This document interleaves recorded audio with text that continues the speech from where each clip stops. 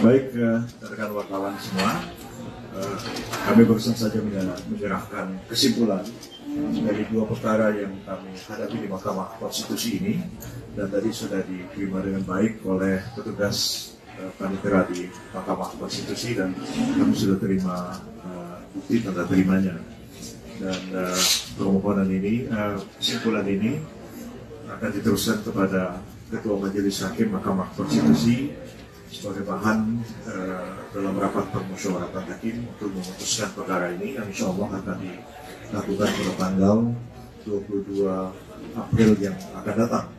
Praktis tidak ada lagi sidang mulai hari ini, dan semuanya kita serahkan kepada majelis, dan kita tunggu apa putusan majelis atas kedua perkara ini pada tanggal 22 April yang akan datang. Selanjutnya saya serahkan kepada rekan-rekan di sini, Pak Oto Hasibuan, Pak Fahri Hamzah, Fahri Bahmi, maaf salah, untuk memberikan penjelasannya. Saya sudah banyak memberikan penjelasan di media. Kita beri kesempatan kepada kedua beliau untuk menyampaikan penjelasan selanjutnya. Silakan, Pak. Terima kasih, Pak Yusril. Teman-teman media, seperti yang dijelaskan tadi, kami sudah mendaftarkan kesimpulan kami terhadap perkara untuk 01 maupun untuk 03. Ya, saya hanya ingin menyimpulkan saja, setelah berjalan perkara ini beberapa saat, kemudian sampai kepada kesimpulan, maka kita mendapatkan suatu hal yang terang dan jelas.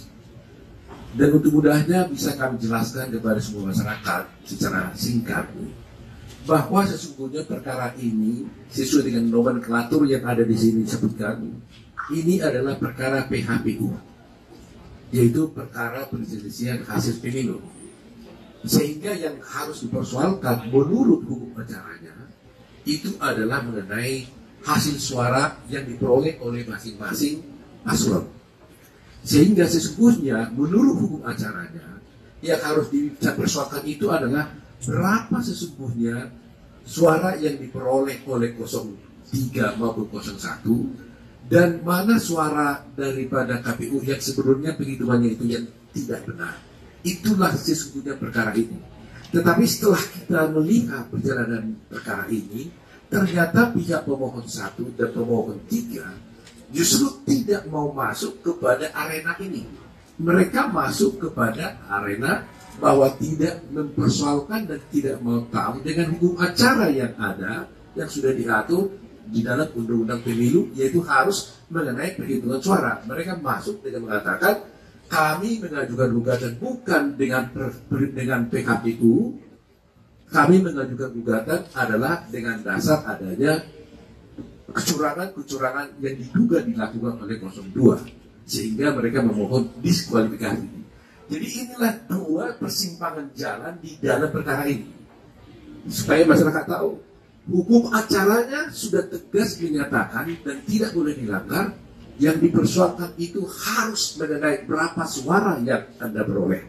Tetapi sekarang yang dipersoalkan ternyata adalah ada kecurangan-curangan yang menurut kami sebenarnya tidak merupakan ranah MK. Ya, dan kebetulan pula tidak ada bukti-bukti tentang kecurangan itu. Khusus di kasus ini kami sampaikan di 01, ada 19 yang dituduhkan kepada 02 bahwa melakukan suatu kecurangan. Ternyata setelah kami lihat satu persatu dari 19 ini di kesimpulan ini, kami uraikan dengan jelas, satu pun tidak terbukti adanya kecurangan tersebut, ya kan? Jadi kita lihat tadi itu, bahwa katakan tadi itu sebenarnya kalau kecurangan ini ranahnya ini ranah Bawaslu. Bawaslu yang harus memeriksa perkara kalau ada kecurangan. Walaupun demikian, kami juga uji di persidangan, ternyata kecurangan itu tidak terbukti.